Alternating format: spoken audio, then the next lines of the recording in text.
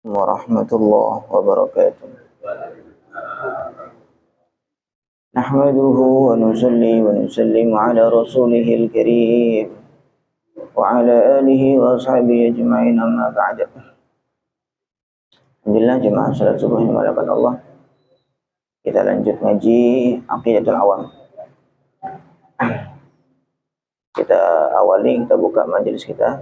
Kita kirim al-Fatihah untuk guru-guru kita. لا حضرة النبي المصطفى محمد صلى الله عليه وسلم وأزواجه وأولاده وذريته جميعا آمين. شيخنا زين الله عبد الشمال إلى سيد أحمد المرزوقي المالك المكي وسيد محمد بن علي بن عباس المالك المكي ولك يا أستاذ محمد إحياء علوم الدين ونفع بهم في الدارين. الفاتحة. أعوذ بالله من الشيطان الرجيم. بسم الله الرحمن الرحيم. الحمد لله رب العالمين الرحمن الرحيم مالك يوم الدين. إياك نعبد وإياك نستعين اهدنا الصراط المستقيم صراط الذين أنعمت عليهم غير المغضوب عليهم ولا الضالين آمين. Baik, kita lanjut bahas kemarin terakhir kita membahas tentang kitab-kitab Allah. Ada kitab yang berupa suhuf atau lembaran-lembaran, ada kitab yang berupa buku, berupa kitab berjilid. Sekarang lanjutannya kewajiban dan kepentingan ketaatan kepada Rasul. Qala an-nadhim rahimahullah wa kullu ma ata bihi ar-rasul fa haqquhu at-taslimu wal qabulu. Ringkas tapi maknanya sangat luas. Al-taslimu maksudnya taslim itu apa? Al-iqraru adalah ikrar atau mengakui bisihatihi dengan kesahihan, wa kullu ma dan setiap apa saja atau setiap syariat, setiap aturan ata bihi rasulu yang dibawa oleh Rasul, yang dibawa oleh utusan Allah, fahaquhu maka haknya perkara itu at-taslimu adalah taslim. Taslim itu artinya pasrah, wal qabulu dan menerima. Pokoknya apa saja yang dibawa oleh Rasul, disampaikan oleh Rasul, maka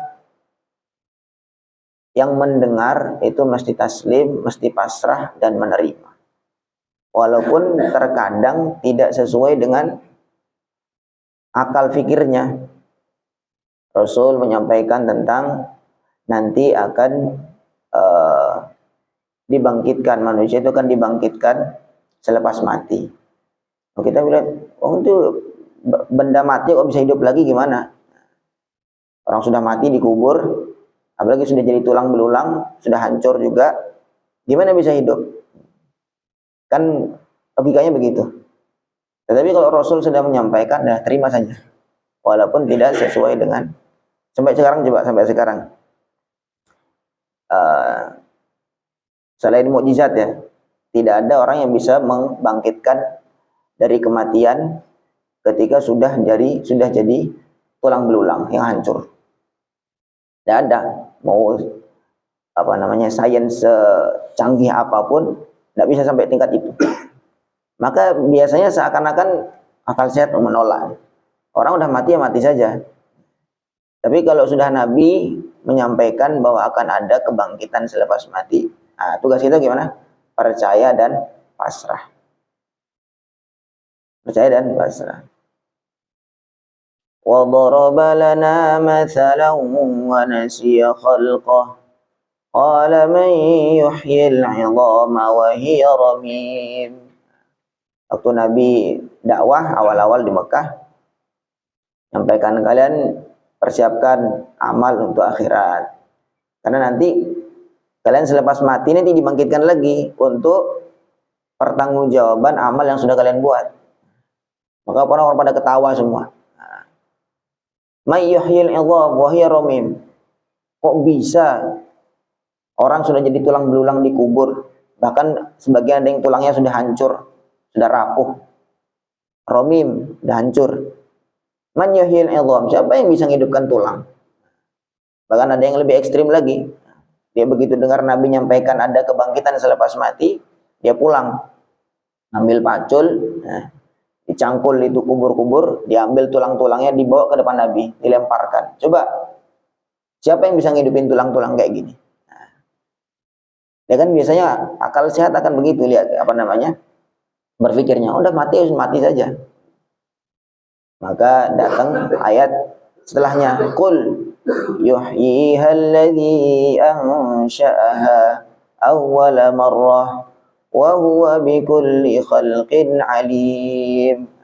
Qul, jawab Muhammad jawab, yuhyiha alladhi ansha'aha awwala marrah. Nanti yang menghidupkan tulang nanti ini bukan saya, kata Nabi, tetapi alladzi ansha'aha awwala marrah. Yang pertama kali nyiptakan tulang ini siapa? Tulang ini lahir dari mana? Allah. Maka nanti yang menghidupkan ya Allah lagi. Sebagaimana Allah menciptakan dari tidak ada menjadi ada, sekarang tulangnya masih ada, masa nggak bisa?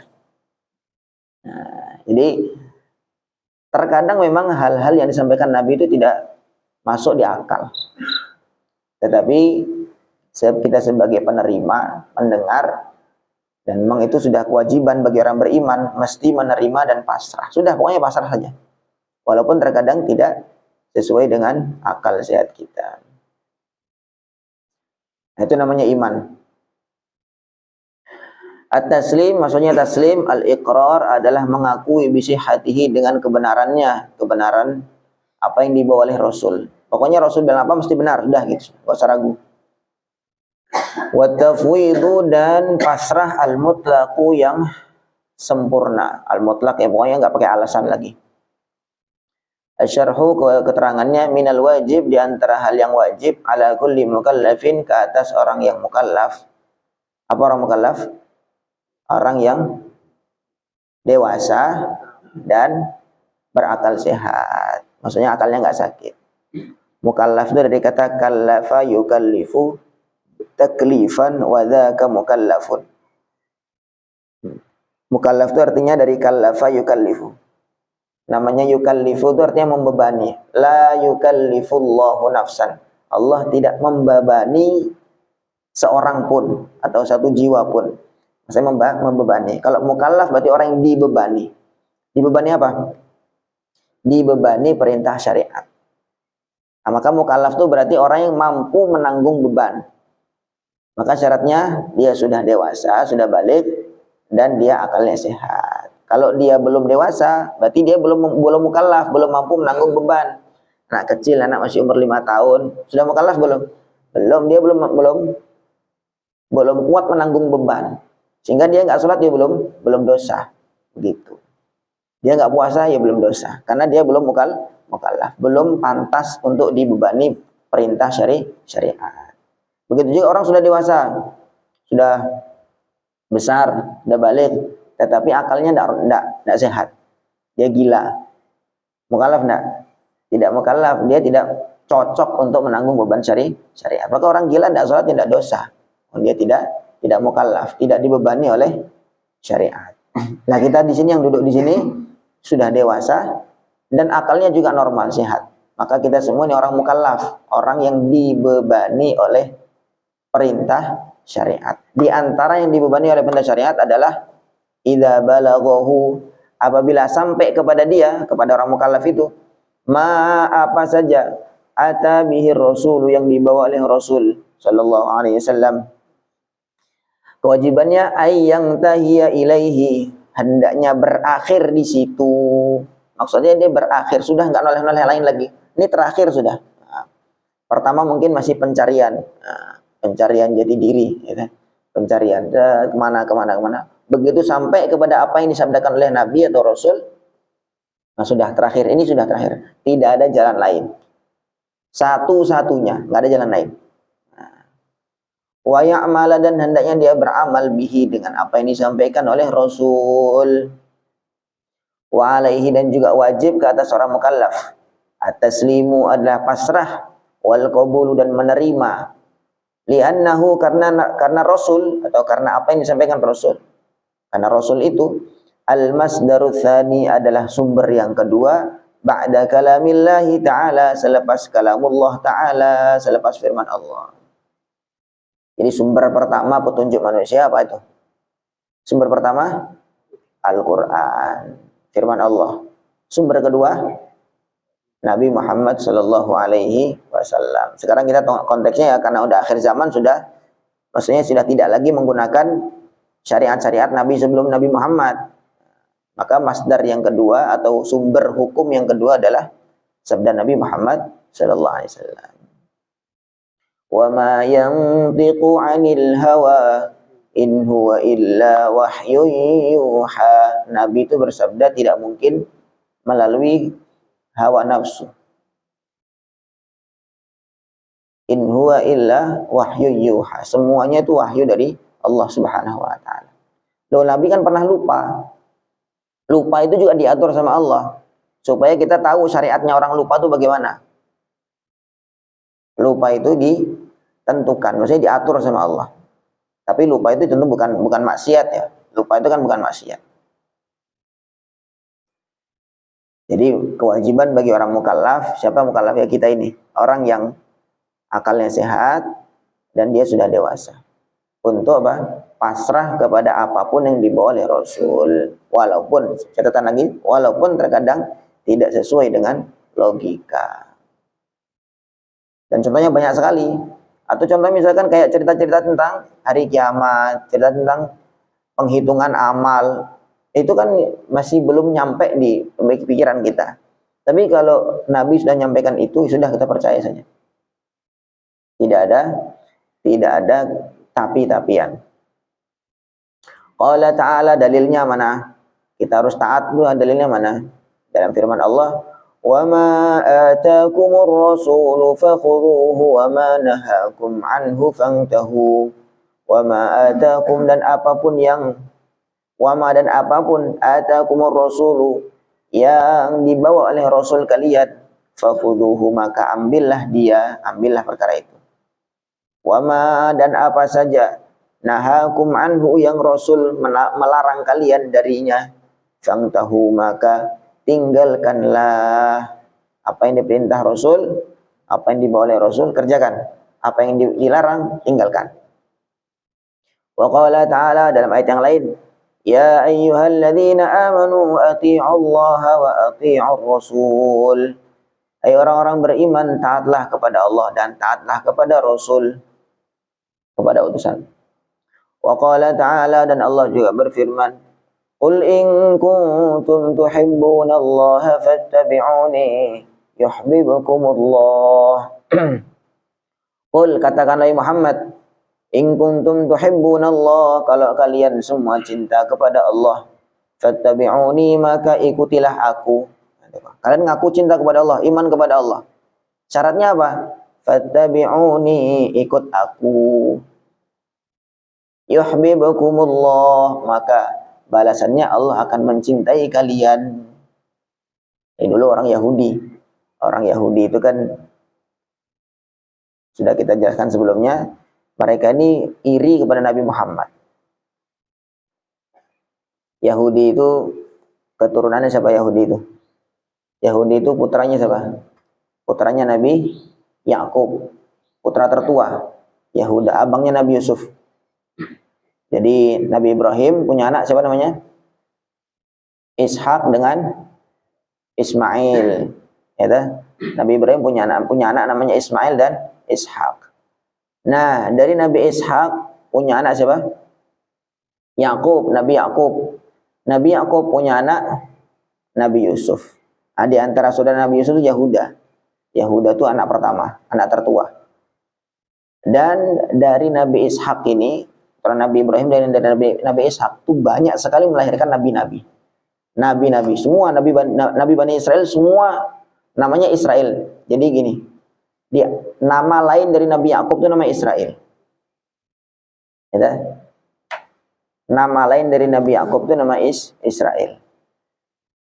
Kemudian Nabi Bani Israel berarti nabi keturunan dari Israel, keturunan dari Nabi Yakub. Nah, maka di antara Yahudi, orang Yahudi itu nabi-nabi semua, nabi-nabi dari Bani Israel. Nah, sedangkan nabi yang dari Nabi Ismail Nabi Ibrahim punya anak Nabi Ismail. Itu Nabi Ismail nggak menurunkan nabi-nabi. Terakhir langsung ditutup oleh Nabi Muhammad sallallahu alaihi wasallam.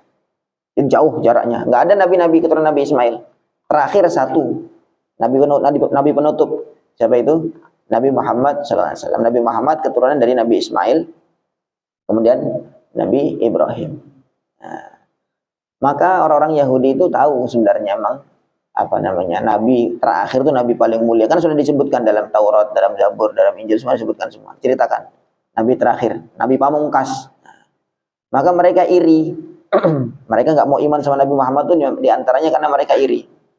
Kenapa kok padahal kita banyak lahir dari golongan kita, dari darah kita nih banyak nabi-nabi lahir. Kenapa kok nabi terakhir nggak dari kita, gitu loh. Maka mereka ngomong sama Nabi Muhammad, kalau kamu ngajak kepada Allah, gitu, bahwa kami pun juga lebih cinta kepada Allah daripada kamu. Muhammad, kamu menyerukan, ayo cinta Allah, kemudian sembahlah Allah. Kami ini orang Yahudi justru jauh lebih cinta kepada Allah daripada kamu. Katanya begitu, mengakunya mereka begitu. Maka Nabi dia tidak jawab. Nabi nunggu wahyu. Akhirnya turun wahyu. Qul in kuntum tuhibbunallaha fattabi'uni yuhibbukumullah. Muhammad jawab. Apa pertanyaan orang Yahudi? Jawab. In kuntum tuhibbunallah. Kalau kalian ngaku cinta kepada Allah, fattabi'uni. Allah langsung nih disuruh dinyatakan syaratnya kalau kamu cinta kepada Allah, fattabi'uni, suruh ikut Rasulullah sallallahu alaihi wasallam. Maka nanti balasannya yuhibbukumullah wa yaghfir lakum dzunubakum. Maka nanti Allah akan mencintai kalian dan akan mengampuni dosa-dosa kalian. Tapi kalau kita nggak mau ikut Rasul, ya Allah nggak cinta, kan gitu. Ngaku cinta sama Allah, tetapi Allah kan nggak cinta. Nah, tapi kalau Allah mau cinta sama kita juga, acaranya setelah ngaku cinta kepada Allah, maka cintai Rasulullah atau ikuti Rasulullah. Maka Yahudi akhirnya sudah kan dikunci dengan ayat Quran nih, langsung firman Allah. Nah, syaratnya kalau kamu cuma ngaku cinta kepada Allah, nggak diterima itu. Allah nggak mungkin cinta juga kecuali kamu ikut kepada Rasul. Wa qala ta'ala, dalam firman Allah dalam ayat yang lain, fala wa rabbika la yu'minun. Fala wa rabbika, demi Tuhanmu, la yu'minuna, mereka tidak akan beriman dengan sempurna, hatta yuhakimuka, sehingga mereka bertahkim, maksudnya menyerahkan hukum kepada engkau wahai Muhammad. Orang-orang beriman tidak akan mungkin beriman dengan sempurna, imannya mesti cacat. Hatta yuhakimuka, sehingga sampai mereka ini mentahkim apa-apa hukum, semua urusannya kepada Rasulullah SAW. Fima, terhadap di dalam apa saja, syajara bainahum, yang terjadi di antara mereka. Orang beriman nggak mungkin sempurna imannya kecuali menyerahkan hukumnya, masalahnya semua kepada Rasul. Ini masalah warisan gimana? Tanya Rasul. Ini masalah zakat gimana? Tanya Rasul. Ini masalah perang gimana? Tanya Rasul. Masalah keluarga gimana? Tanya Rasul. Semua begitu.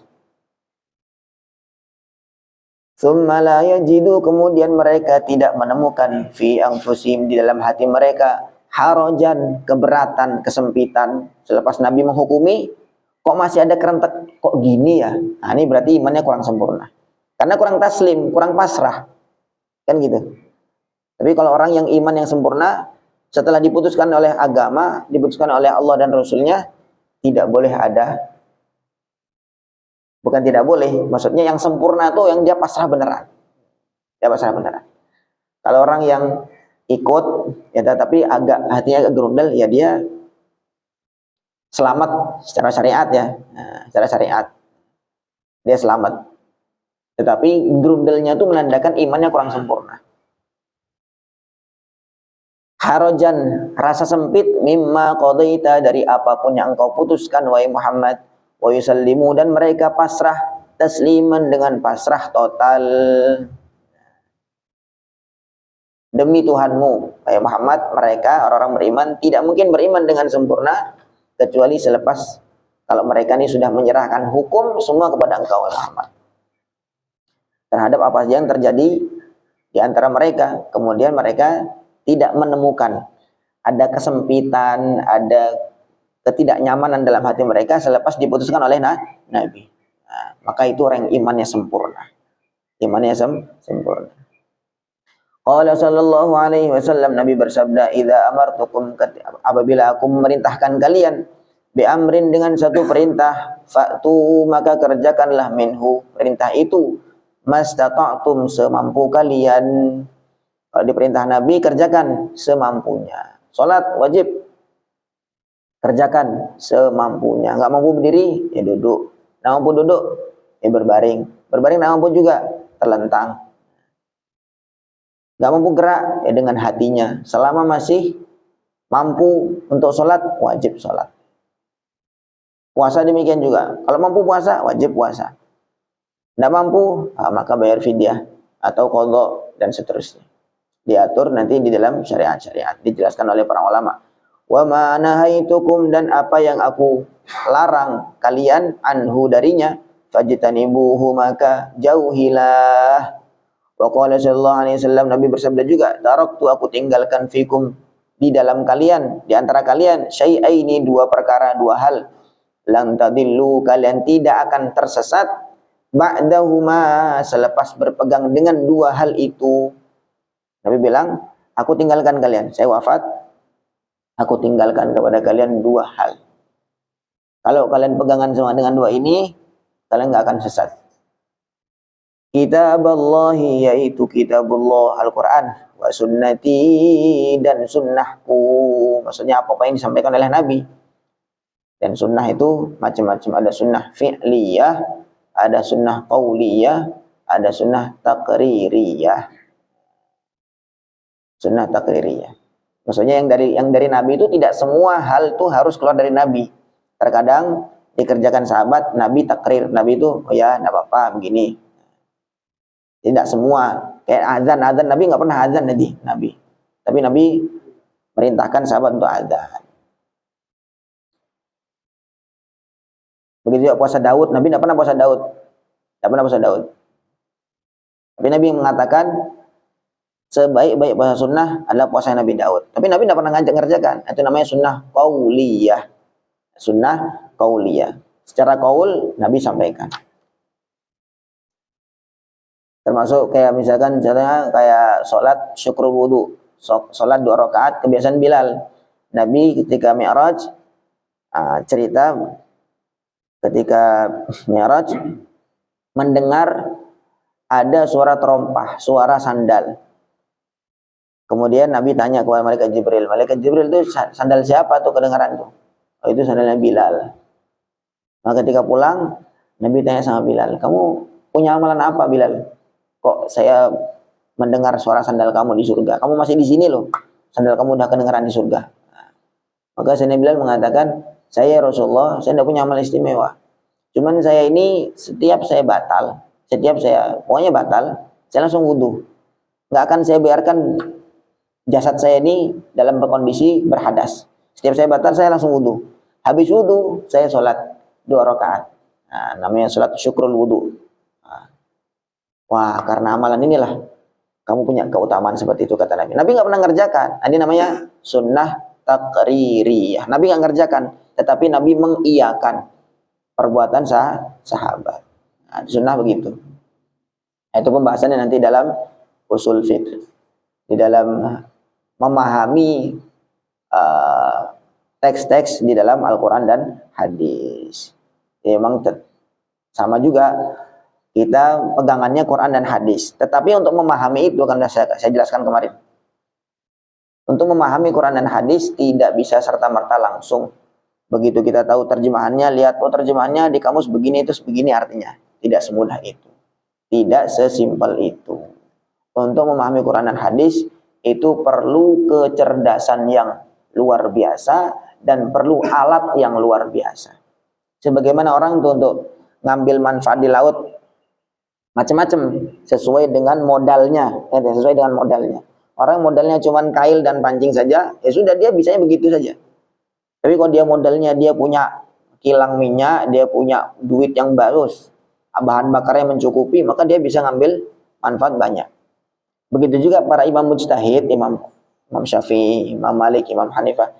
Mereka punya kecerdasan di luar rata-rata, di atas rata-rata. Dan mereka ini punya menguasai alatnya untuk menggali dari Al-Quran.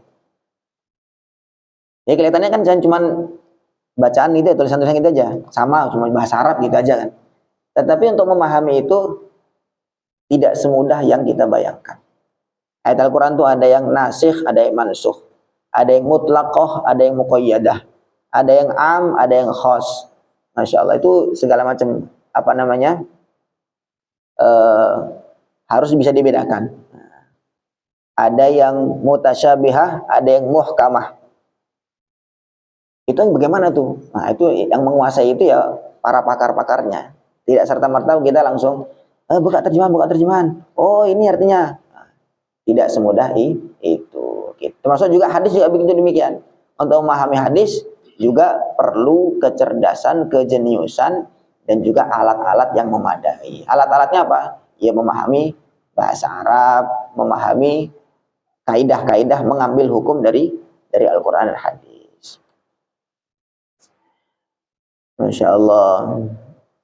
Jadi kata Nabi, dua ini kamu pegang, Quran dan sunnahku. Lalu kita jangan sampai salah paham. Berpegang dengan Quran dan hadis bukan berarti langsung Quran dan hadisnya, tetapi kita melalui pemahaman para ulama yang sudah pakarnya. Kalau kita berusaha langsung nyoba memahami Quran dan hadis, nggak pakai lewat para ulama, kayak kemarin saya bilang, seperti orang yang bisanya mancing, modalnya cuma kail dan senar saja, dia coba-coba mengoperasikan kilang minyak di tengah laut sana. Apa yang terjadi? Kehancuran. Dan orang begitu juga, tiba-tiba kita langsung Quran aja, hadis, sama-sama Imam Syafi'i bisa berpikir, saya juga bisa berpikir. Kalau saya punya otak, saya juga punya otak. Ya kan otaknya beda, kemampuannya beda, penguasaan ilmunya juga berbeda. Nah, maka hasilnya pun nanti yang keluar adalah yang berbeda. Karena hal haram itu perkara yang berat, bukan mudah. Halal sedikit loh. Ngomong halal tuh, ha, lam, alif, lam, cuma 4 huruf. Halal, haram ya.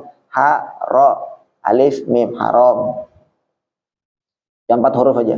Tetapi untuk penggalian hasil hal haram itu perlu proses yang panjang dan proses yang rumit. Maka kita berpegang dengan Quran dan hadis sesuai dengan pemahaman ulama yang pakarnya. Nah, sekarang kita, maksudnya untuk zaman ijtihad itu sekarang sudah tertutup. Zaman-zaman itu sudah dibahas oleh para ulama, sudah sangat gamblang. Sekarang kita cuma tinggal baca hasilnya aja. Tinggal hanya baca, kayak kitab yang sudah fikih yang kita baca itu, kita bukan menggali langsung, bukan. Tapi kita sudah baca keputusan para ulama, begini maksudnya ayat ini. Semua hal, dalam hukum fikih, dalam hukum akidah, dalam hukum muamalah segala macam, itu semua melalui pemahaman para ulama yang memang pakar di dalam menggali hukum dari Al-Quran dan hadis. Qala Malik rahimahullah, Imam Malik mengatakan, Imam madhab, ma minna, tidaklah diantara kita illa raddun, kecuali orang yang menolak, wa mardudun alaihi, dan orang yang ditolak, illa sahib hadzal qabr, kecuali penghuni kubur ini, yakni Rasulullah sallallahu alaihi wasallam, beliau maksudnya Rasulullah. Imam Malik biasanya beliau tuh kalau baca hadis, termasuk kita ini juga begitu, Masya Allah, terlalu mudah apa-apa disampaikan. Kata Rasulullah begini, kata Nabi begini. Imam Malik itu saking hati-hatinya untuk menyampaikan hadis. Beliau itu kalau baca hadis, karena beliau kan di Madinah, Imam Daril Hijrah, beliau tinggalnya di Madinah. Maka beliau kalau baca hadis di samping kuburnya Rasulullah SAW. Beliau dari sahabat ini, qala sahibu hadzal qabr, Rasulullah penghuni kubur ini bersabda demikian. Lah orang kalau misalkan tidak hati-hati menyampaikan sesuatu hadis, padahal itu bukan hadis, menyampaikan kata Rasulullah begini, berarti berbohong atas nama Rasulullah. Nabi tidak pernah bersabda demikian. Kalau kita bilang Nabi bersabda demikian. Nah, kalau dia tahu itu, man kadzdzaba alayya muta'ammidan falyatabawa maq'adahu minan nar. Siapa yang berbohong atas namaku, kata Nabi, muta'ammidan dengan sengaja, maka dia siap-siaplah untuk masuk neraka. Siapalah tempatnya di neraka. Nah, maka ini hati-hati betul. Ulama-ulama yang sudah sekaliber Imam Malik saja, Masya Allah, beliau betul-betul hati-hati. Maka beliau menyampaikan, ma minna illa radun wa mardudun alaih. Kita ini, orang kita ini hanya dua kemungkinan. Kita radun, kita benar, kita menolak yang buruk, wa mardudun alaih, atau kita salah. Kita ini bisa benar, kita bisa salah. Ulama sekalipun bisa benar, bisa salah. Illa sahibah hadal kabar, kecuali penghuni kubur ini mesti benar. Karena itu maksum, maksudnya memang kalau Nabi itu salah, gitu, maka berarti kesalahan itu mesti kita tiru, gitu kan ya. Kan kemarin sudah kita bahas tentang sifat-sifat mustahil bagi Rasul. Tuh. Namanya Rasul itu mesti amanah, maksudnya Nabi itu mesti maksum, terjaga dari kesalahan. Nah kalau Nabi itu maksiat, maka kita sebagai umatnya harus nyontoh dong. Nabi kan maksiat, maka kita harus maksiat juga, kan gitu. Jadi kacau jadinya, peraturan itu jadi kacau. Nah, maka mesti Nabi itu benar. Kalau lupa, dalam catatan lupa itu bukan termasuk maksiat. Kata Imam Malik, ma minna illa radun wa mardudun alaih. Kita ini dua kemungkinan. Kadang-kadang kita benar, kadang-kadang kita salah. Kecuali penghuni kubur ini, yaitu Rasulullah Sallallahu Alaihi Wasallam. Maka beliau pasti benar. Maka ikutilah apa yang disampaikan oleh beliau. Wa qala Syafi'i rahimahullah, Imam Syafi'i mengatakan, man, barang siapa istabanat, yang sudah jelas lahu baginya sunnatu rasulihi sallallahu alaihi wasallam, sunnahnya Rasul sallallahu alaihi wasallam, lam yakun, maka tidak boleh lahu baginya ayyada'ahu, untuk meninggalkan sunnah itu, liqauli ahadin, hanya karena gara-gara ucapan orang lain. Siapa yang sudah jelas, sudah tahu, dia sudah tahu dengan jelas bahwa sunnah Nabi begini, maka dia tidak boleh meninggalkan itu hanya karena pendapat orang lain. Karena pasti sangat jauh. Pasti sangat jauh. Kalau sudah jelas sabda sunnah Nabi begini, maka sudah. Maka kita kerjakan, yang terbaik adalah sunnah Nabi Muhammad sallallahu alaihi wasallam. Apapun yang dari Nabi itu terbaik. Itu yang terbaik. Sampai sini ada pertanyaan? Tidak ada? Bisa dipahami nggak? Intinya, dari tadi intinya, apapun yang datang dari Nabi, dari Quran dan hadis, kita terima. Kita terima, kita pasrah, walaupun terkadang tidak sesuai dengan akal sehat kita, dengan logika kita. Itu hanya karena kita belum tahu saja. Terus catatan besar, garis bawah besar, garis bawah tebal, memahami Quran dan hadis melalui ulama yang pakar dan ahlinya. Tidak langsung serta-merta, Nabi kan perintahkan begini. Nabi kan perintahkan ikut Quran dan hadis. Iya, tetapi kita ini tidak punya kemampuan setingkat itu untuk memahami langsung Quran dan hadis. Maka kita ikut para ulama. Tangganya itu demikian. Oh, Nabi kan nggak bilang. Nabi nggak bilang untuk ikut memahami Quran dan hadis harus para ulama. Di hadis tadi memang Nabi nggak menyampaikan, tetapi dalam hadis yang lain Nabi menyampaikan, alaikum bisawadil a'zam, kalian ikutlah dengan mayoritas. Mayoritas itu orang-orang pada ikut ulama. Mayoritas ulama itu, mayoritas orang tuh umat Islam itu semua pada ikut ulama. Sekarang mayoritas umat orang Indonesia pada ikut siapa sholatnya? Imam Syafi'i. Lah kalau kita mau nyeleneh sendiri, berarti kita ini orang yang nyeleneh lah. Namanya nyeleneh. Orang semua pada ikut Imam Syafi'i. Nah ini kalau kita mau ikut sendiri, mau bikin cara sendiri. Masya Allah, la ilaha illallah. Semoga Allah fahamkan kita, Allah beri taufik untuk mengamalkan dan menyampaikan. Subhanallah bihamdihi, subhanakallahumma bihamdika, asyhadu an la ilaha illa anta, astaghfiruka wa atubu ilaik. Assalamualaikum warahmatullahi wabarakatuh.